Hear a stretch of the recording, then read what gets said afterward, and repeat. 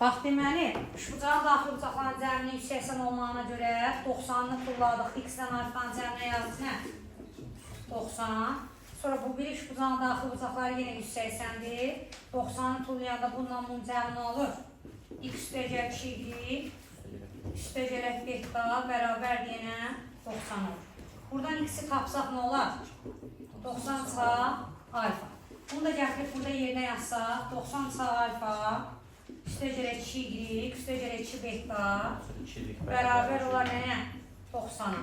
Düzdür? 2y bərabər. Sonra deməli 2y bərabərdir. Alfa keçsə yolun özünə, düz eləmdir? 2 beta yazmışıq. Düz yazmadıq, eləcə bitdi, nə? Eləcə bu bettanı köçürdük. Deməli 2y bərabərdir alfa çap betaya. Y də bərabərdir alfa çap beta bölü 2-yə. Alfa bizim bucağımızdır. Beta da bizim bucaq Z-imizdir. Bölü 2-yə bərabər olur. Bizdən bunu istəyirdi da A çaq C bölü 2 olduğunu yaz deyil. Yazacağım, bunun ait topuda sual var idi. Biz onu hesablama ilə yazırdıq.